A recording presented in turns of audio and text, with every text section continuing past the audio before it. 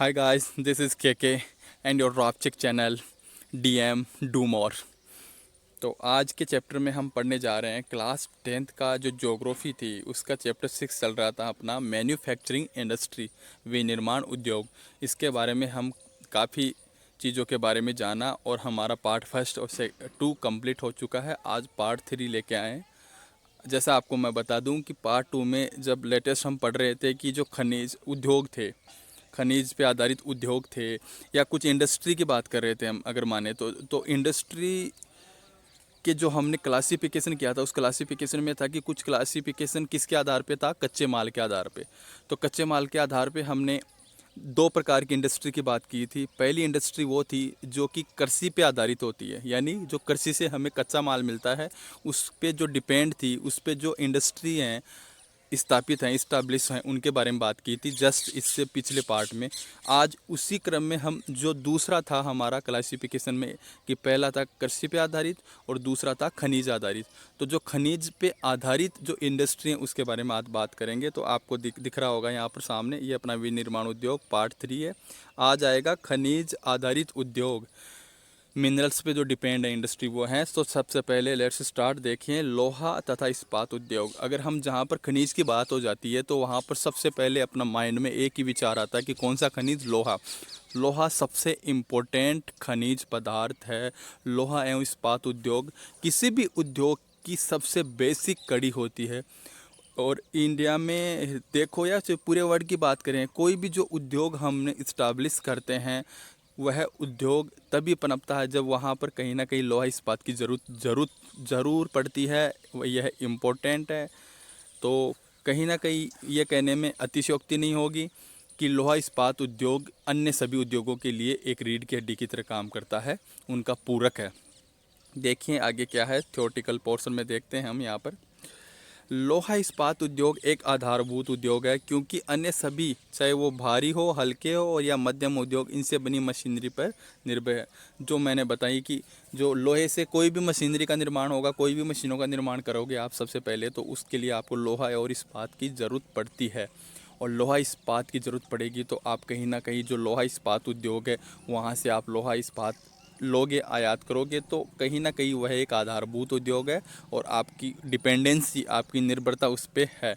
चाहे वह उद्योग कैसा हो, चाहे वह एक हल्का, भारी या मध्यम वर्ग, कैसा भी उद्योग हो, सबके लिए इसकी ज़रूरत पड़ती है। देखिए आगे, लोहा इस्पात बनाने में अब बात हो रही है कि एक लोहा इस्पात बनाते हैं हम उद्योग, जो लोहा इस्पात उद्योग है उसमें जो लोहा इस्पात बनता है उसके अंदर कौन कौन सी चीज़ों को हम मिक्सचर करते हैं, किस किस चीज़ का रेशियो कैसे होता है, तो उसके बारे में देखिए।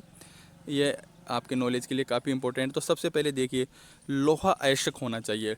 पहले हम लोहा अयस्क लेते हैं, प्लस में उसमें कोकिंग कोयला, जो आपको कोयले बोलते हैं, कोयला लेते हैं। कोयला किस लिए? उसको हीट देने के लिए, उसको गलाने के लिए। किसको? लोहा अयस्क को। कोयला हो गया। तीसरा होता है चूना पत्थर। चूना पत्थर स्पेशली इस यूज किया जाता है जो गंदगी होती है, लोहा अयस्क की जो गंदगी होती है उसको हम धोने के लिए या साफ करने के लिए, उसको शुद्ध करने के लिए चूना पत्थर हम उसमें मिक्स करते हैं। तो अगर हम इन तीनों चीज़ों को मिलाएंगे, और किस अनुपात में मिलाएंगे ये आपके सामने है, देखिए किस अनुपात मिलाएंगे। 4:4:2:1। अगर 4 अनुपात होगा लोहा अयस्क, 2 अनुपात होगा उसमें क्या, कोकिंग कोयला, और 1 अनुपात में क्या होगा, चूना पत्थर। अगर इन सब चीज़ों को मिला के और फिर मिला के एक भट्टी के अंदर इन सब चीज़ों को मिला के, तो हम एक लोहा इस्पात का निर्माण करते हैं और गला के, शुद्ध करके, भट्टियों में जमा के, फिर उनको सांचों में डाल के, फिर उसको ढलवा करके, उसको मॉडिफाइड करके, तब एक पूरी प्रोसेस होती है। ये 3 चीज़ें तो आवश्यक हैं ही। इन 3 चीज़ों को अलग अलग प्रोसेस से हम निकालते हैं, तब जाके हमें क्या प्राप्त होता है, लोहा इस्पात प्राप्त होता है। तो यह है एक लोहा इस्पात बनाने के लिए क्या क्या चीज़ों की ज़रूरत पड़ती है और किस रेशियो में पड़ती है वो हमने जाना। नेक्स्ट देखिए इसके अंदर, नेक्स्ट हम यहाँ पर देखते हैं। सबसे पहले अगला पॉइंट देखिए, इस्पात को कठोर बनाने हेतु उसमें मैग्नीज मिलाया जाता है। हम देखिएगा यहाँ पर हम हर चीज़ को क्या पॉइंट टू पॉइंट उसको देखेंगे, और पॉइंट वही होंगे जो हमारी एग्ज़ाम के नज़रिए से या फिर जो कॉम्पिटिटिव एग्ज़ाम होती है उसकी डायरेक्टली वहाँ पर आपके आते हैं, उनको शामिल किया जाता है। तो एक जो लोहा बन रहा है, लोहा इस्पात हम बन रहे हैं, जो तो वह अपने आप में उसकी एक नेचर होती है लोहा इस्पात की, वह काफ़ी मुलायम होता है। तो उसको कठोर करने के लिए उसमें हमेशा क्या मिलाया जाता है, मैग्नीज मिलाया जाता है। तो याद रखिएगा, लोहा इस्पात को कठोर करने के लिए उसमें क्या मिलाया जाता है, मैग्नीज। अगला पॉइंट देखिए, भारत वर्ष 2018 में 106.5 मिलियन टन इस्पात का उत्पादन कर संसार में कच्चा इस्पात उत्पादन में दूसरे स्थान पर काबिज था। भारत स्पंज लोहे का सबसे बड़ा उत्पादक है। देखिए, बात कर रहे हैं, जो लोहा होता है, लोहा भारत में जो लोहा इस्पात का उत्पादन था, तो जो लेटेस्ट जो आंकड़े हैं उसके अनुसार 2018 में भारत ने 106.5 लगभग 106 107 हो गया, इतने मिलियन टन जो कच्चा लोहा इस्पात की बात करें हम, जो कच्चा इस्पात था, लोहा इस्पात था, उसका हमने उत्पादन किया। और कच्चा इस्पात उत्पादन करने में इतना बल्क में हमने उत्पादन किया, तो इस उत्पादन में हमारा पूरे वर्ल्ड में दूसरा स्थान है। अगर आप पूछोगे प्रथम स्थान किसका है, तो प्रथम स्थान इसमें चाइना का है। इसके अलावा जो हम इस्पात का उत्पादन कर रहे हैं, यह इस्पात भी अलग अलग डिफरेंट टाइप के होते हैं। तो भारत में जो इस्पात उत्पादन किया जाता है, और उसमें भारत पूरा वर्ल्ड वाइड सबसे बड़ा उत्पादक हुआ है स्पॉन्ज। एक स्पॉन्ज टाइप का होता है जिसको काफ़ी मुलायम होता है, फ्लेक्सिबल होता है एक इस्पात, उसका भारत सबसे बड़ा उत्पादक है, ये हमने जाना। नेक्स्ट देखते हैं, इसमें आपके सामने देखिए इस्पात निर्माण की प्रक्रिया, एक डायग्राम सा मैंने कुछ यहाँ पर आपके सामने एक डायग्राम सा बनाया है मैंने। तो इस डायग्राम की सहायता से हम देखेंगे कि इस्पात को जब हम निर्माण करते हैं, उसका जो कंप्लीट प्रोसेस होती है वह किस किस चरण से गुजरती है, एक इस्पात बनकर हमारे पास प्राप्त होता है, तो वह कैसे कैसे उसका निर्माण होता है। देखिए, सबसे पहले ये देखिए, एक आपको एक ट्रांसपोर्ट व्हीकल दिख रहा होगा। तो सबसे पहले हम क्या करते हैं, जो खाद्यान्न होती है हमारी, वहाँ से हम खनिज पदार्थ के रूप में कच्चे माल को लाते हैं, जो हमारा क्या होता है, लोहा इस्पात होता है। उसको सबसे पहले हम ट्रांसपोर्ट की फैसिलिटी से वहाँ पर लाते हैं। कहाँ पर, जो स्मेल्टर होते हैं, जहाँ पर बड़ी बड़ी प्लांट लगे हैं, लोहा इस्पात के बड़ी बड़ी कंपनियाँ लगी हैं, वहाँ पर इसको लाते हैं। उसके बाद में क्या होता है, देखिए, एक ये भट्टी होती है, ऐसे भट्टी का मैंने आपको एक ड्राइंग बनाई है। तो भट्टियाँ होती हैं वहाँ पर, उसको बोला जाता है झोंकदार भट्टी। इस भट्टी का नाम क्या है, झोंकदार भट्टी। तो इसमें क्या होता है, देखिए, लोहा ऐश को गलाया जाना चूना पत्थर की सहायता से, कोक की सहायता से। जो मैंने अभी आपसे बात की थी, मैंने बताया था कि एक लोहा इस्पात बनता तो उसमें 3 चीज़ें आवश्यक होती हैं। कौन कौन सी बताया था, लोहा आवश्यक, चूना पत्थर और कोकिंग कोयला। तो ये तीनों चीज़ों को इसी भट्टी के अंदर हम डाल के, और लोहा आवश्यक को क्या कराया जाता है, गलाया जाता है, उसको गर्म किया जाता है। देखिए, हमने कच्चा माल लाया और सब तीनों चीज़ों को मिला के इसमें झोंकदार भट्टी में यहाँ पर डाल दिया गया। और झोंकदार भट्टी में जो कोकिंग कोयला था उसकी काफ़ी हीट रहती है, कई हज़ारों डिग्री टेम्परेचर के बीच में ये काफ़ी गल जाता है। और लिक्विड अवस्था में यहाँ से कहाँ लेके जाते हैं, यहाँ से लेके जाते हैं इस तरल पदार्थ को। देखिए आगे, जो तरल पदार्थ को सांचों में डाल के ढलवा लोहा तैयार किया जाता है। तो अब जो लोहा बना, यहाँ अलग अलग सांचे होते हैं, जैसा भी हमें बनाना है उसी साइज का या उसी शेप के क्या होते हैं, सांचे होते हैं, वहाँ पर उस तरल पदार्थ को डाला जाता है। और ये जो तरल पदार्थ से जो लोहा बन रहा है उसी को हम क्या होते हैं, क्योंकि इसको हमने क्या ढाला है, अलग अलग सांचों में डाला है, तो इसको बोलते हैं ढलवा लोहा, ढलवा लोहा। तो यहाँ पर हमने ढलवा लोहे का निर्माण कर लिया। उसके बाद में हमें इससे क्या बनाना है, इस्पात बनाना है। तो आगे देखिए, आगे के प्रोसेस में क्या होता है, इस्पात बनाना। यहाँ से इस्पात बनाने के लिए क्या करते हैं, ढलवा लोहे को पुनः गलाकर। अब देखिए, ढलवा लोहा बना था, उससे पहले ये क्या था, लिक्विड में था, गलाया गया था, फिर यहाँ आके इसको सांचों में डाल के हमने जमाया।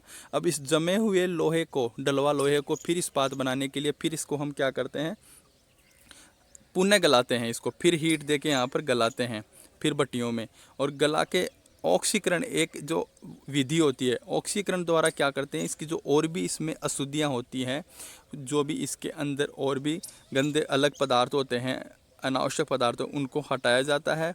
और उसके अलावा इसमें हम निकल, देखिए ये इंपॉर्टेंट है, देखिएगा, निकल, मैग्नीज, क्रोमियम मिला के इसको शुद्ध करते हैं। ये चीज़ें इसमें मिलाई जाती हैं। शुद्ध किस लिए, कैसे किया जाता है, निकल, क्रोमियम और मैग्नीज आदि को मिला के यहाँ पर जो अपने पास ढलवा लोहा हमें प्राप्त हुआ था, उसको हम ये सब चीज़ें मिला के शुद्ध करते हैं ऑक्सीकरण द्वारा। किसके लिए, इस्पात बनाने के लिए। और इन सब के बाद में जो इस्पात हमें प्राप्त हुआ, इस्पात हमें प्राप्त हुआ, उसको हम क्या देते हैं, धातु का आकार, कि जैसी प्रकार की हमें धातु चाहिए, जिस प्रकार का हमें मार्केट में लेके जाना है उस इस्पात को, जिस शेप का, कैसे भी हो, चाहे आपके वायर का शेप हो, बड़े बड़े रोड होती हैं उसका शेप हो, या कैसी भी शेप हो, आप जैसा आपको इंस्ट्रूमेंट चाहिए उसी शेप में उसको क्या किया जाता है, रोलिंग, प्रोसिंग, प्रोसिंग किया जाता है, उसकी ढलाई की जाती है, गड़ाई की जाती है और उसको एक आकार दिया जाता है। तो ये कम से कम जो 5 हमारे सामने स्टेज हुई, पहले कच्चे माल को लेके आए हम अपने व्हीकल के अंदर, ट्रांसपोर्ट में जो खान वगैरह थी वहाँ से कच्चे लोहे को, फिर उसको यहाँ पर एक भट्टियों में जो 3 चीज़ें थी उनसे, 3 चीज़ें कौन सी थी, एक बार फिर दोहरा रहा हूँ, कोकिंग कोयला था, चूना पत्थर था, लोहा इस्पात, इन सबको गला के हमने उस गले हुए पदार्थ को किस में, सांचों में डाला, और जो सांचों में डला हुआ जो पदार्थ था जम के, वो उसको जो बोला जाता है डलवा लोहा। यहाँ हमारा ढलवा लोहा बना, डलवे लोहे को हम आगे भेज दिया फिर गलाने के लिए, क्यों, इस्पात बनाना है। और इस्पात बनाने के लिए हम क्या करते हैं, इसकी अशुद्धियों को निकालते हैं। अशुद्धियों को निकालने के लिए इसमें हम निकल, क्रोमियम, मैग्नीज आदि सहायक पदार्थ होते हैं, वो है इसके अंदर हम मिक्स करते हैं, जिससे फिर हमें इस्पात बनता है।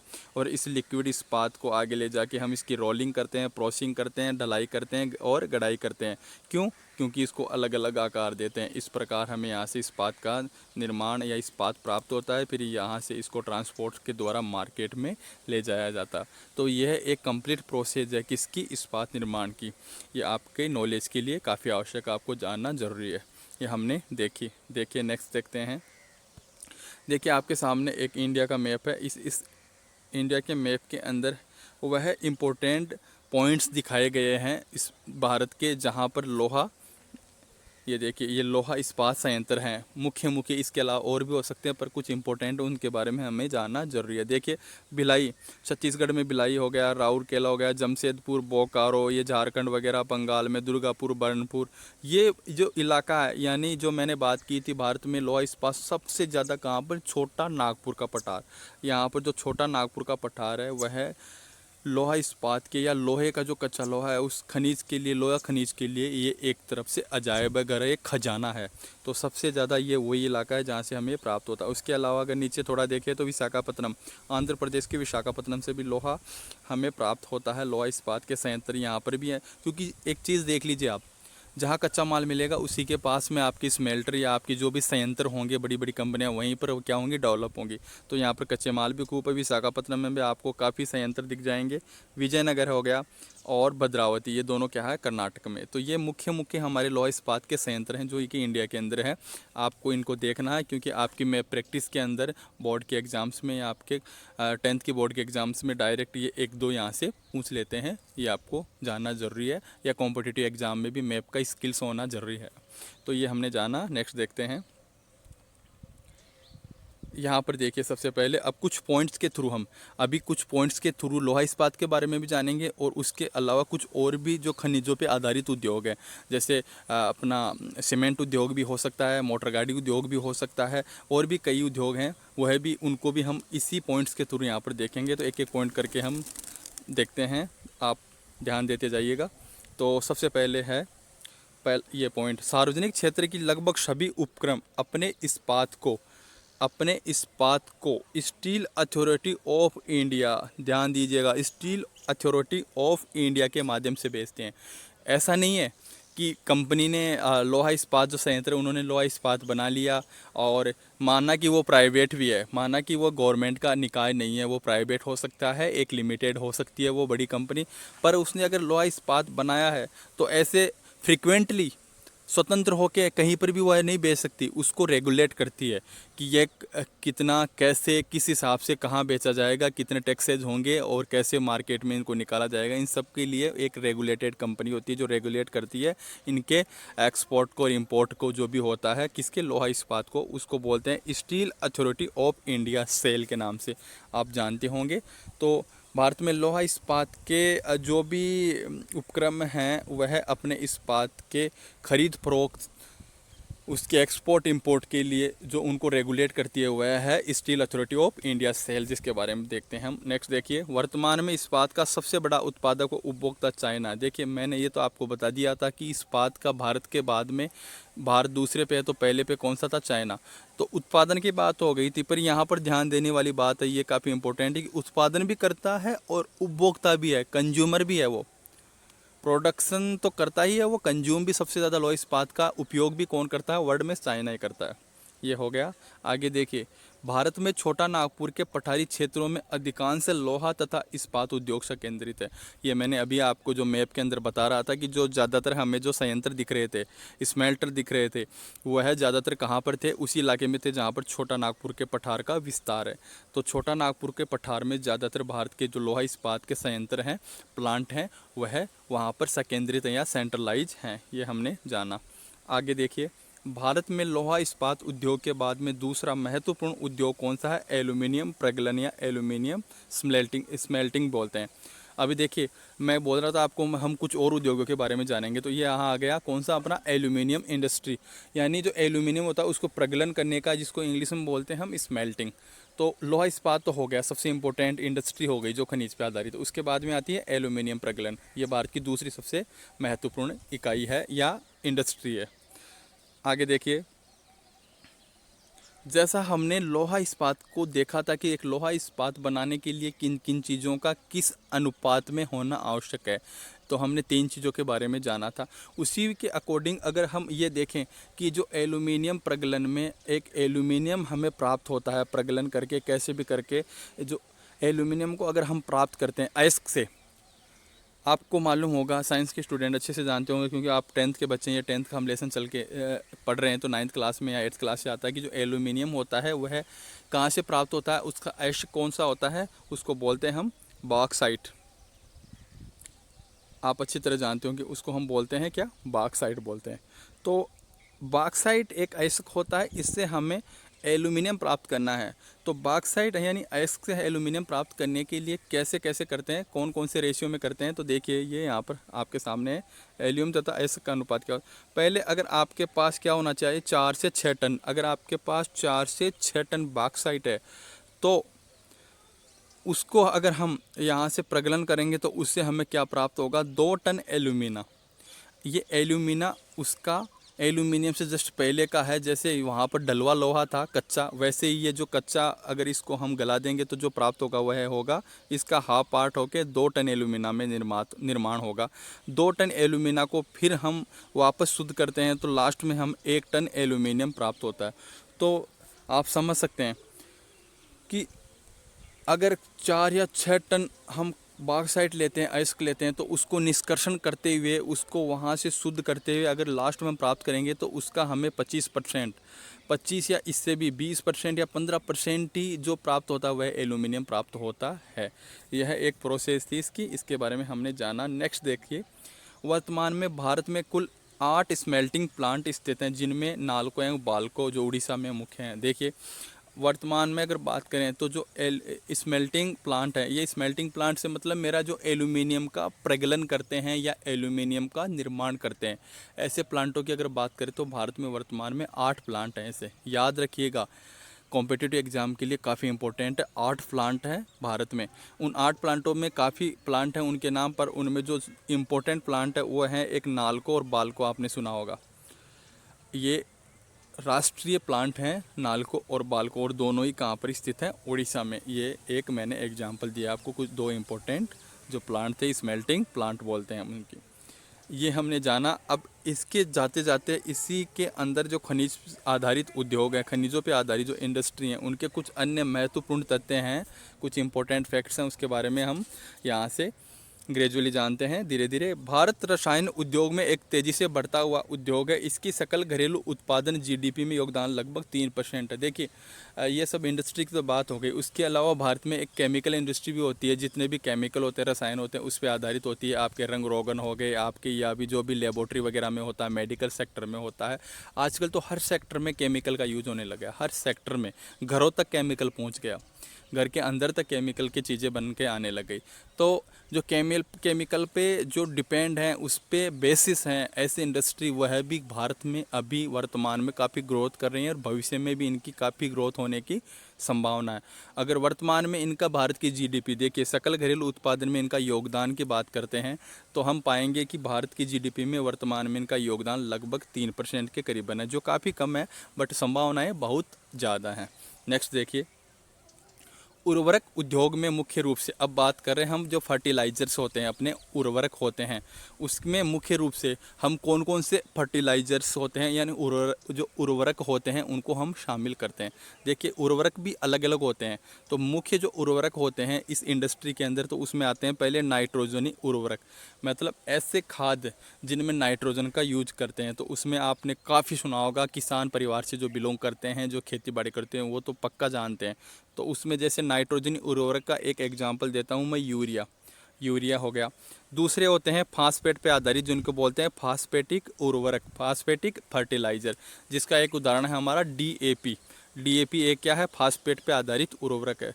तीसरे होते हैं अमोनियम फास्फेट के शामिल करते हैं। तीसरे होते हैं अमोनियम, इस फास्फेट में हम अमोनियम मिला देते हैं। अगर दूसरी बात करूं मैं सीधे से वर्ड में, तो आप बोलते हैं पोटास, यानी जो पोटास पे आधारित होते हैं वह है उर्वरक। तो मुख्य रूप से जैसे हो गए आपके नाइट्रोजन पे आधारित हो गए, फास्फोरस पे हो गए, या अमोनियम या पोटास पे आधारित, ये 3 प्रकार के जो फर्टिलाइजर्स होते हैं, इन पे डिपेंडेंट इंडस्ट्री भी भारत में काफ़ी डेवलप हुई है। और बात करें, देखिए क्या होता है कि भारत में ये जो हमने बात की नाइट्रोजन पे आधारित और फास्फोरस पे, ये तो भारत में हमें प्रचुर मात्रा में यहाँ पर इनका क्या हो रहा है, हम प्रोडक्शन कर रहे हैं, ये तो हमें मिल जाते हैं अपनी आवश्यकताओं की पूर्ति के लिए। बट जो बात की जा रही थी पोटास की, तो जो पोटास पे आधारित फर्टिलाइज़र हैं वह यहाँ पर अभी नगण्य मात्रा में है, उनका काफ़ी कम प्रोडक्शन है। इसलिए हम अभी भी पूर्ण रूप से किस पे, इसके इंपोर्ट पे डिपेंड है, आयात पर, यानी हम इनको पूरी तरीके से लगभग खरीदते ही हैं, इसको पोटास पे आधारित फर्टिलाइज़र को। आगे देखिए, सीमेंट निर्माण उद्योग, सीमेंट उद्योग बहुत इंपॉर्टेंट है। आज बिना सीमेंट के कुछ हो सकता है? इम्पॉसिबल है। छोटे से छोटे मकान से लेके, तो ये तो वैसे ही सबसे बड़ा ग्रोथ करता हुआ सबसे बड़ा, अगर बात करूं तो मैं, इंडस्ट्री है। तो सीमेंट निर्माण, और अच्छा बात करें हम, सीमेंट निर्माण हो गया, इंडस्ट्री की बात हुई। अगर आप सीमेंट बनाओगे, सीमेंट जो स्मेल्टर होते हैं, बड़े बड़े प्लांट होते हैं सीमेंट के, तो वहाँ पर जो आवश्यक कच्चा माल होता है वह क्या होता है सीमेंट बनाने के लिए? सबसे पहले ज़रूरत होती है चूना पत्थर की, दूसरी होती है सिलिका की, तीसरी होती है जिप्सम की। इन तीनों चीज़ों को अगर हम मिला के अगर बनाएंगे तो सीमेंट का निर्माण करेंगे। किस किस का? वेरी इंपॉर्टेंट, डायरेक्ट आपके एग्जाम में आता है, कई बार एसएससी के एग्जाम में पूछ लिया गया है कि सीमेंट बनाने के लिए आवश्यक तत्व कौन कौन से हैं। तो देखिए, सबसे पहला है चूना पत्थर, चूना पत्थर हो गया सबसे पहले, दूसरा हो गया सिलिका, और तीसरा है जिप्सम। तीनों पदार्थों की आवश्यकता पड़ती है, किसके लिए? सीमेंट के लिए। अब देखिए, आपके सामने एक और भारत का मैप हम दिखा रहे हैं यहाँ पर। इस इंडिया के मैप को देखिए कि इसमें हम भारत के, इसके अलावा भी आपको मैं बताऊं कि ये हमने अलग अलग इंडस्ट्री की बात कर ली, जो कि किस पे आधारित है? खनिज आधारित उद्योग थे। उसके बाद में हमने कुछ रसायन पे आधारित उद्योगों की बात की। उसके अलावा भी आईटी सेक्टर है जो वर्तमान में सबसे ज़्यादा बूम कर रहा है। डिजिटल इंडिया आपने देखा होगा कि, तो अगर इनकी बात नहीं करेंगे तो हमारी इंडस्ट्री या जो मैन्युफैक्चरिंग इंडस्ट्री है वह अधूरी रह जाएगा हमारा रिलेशन।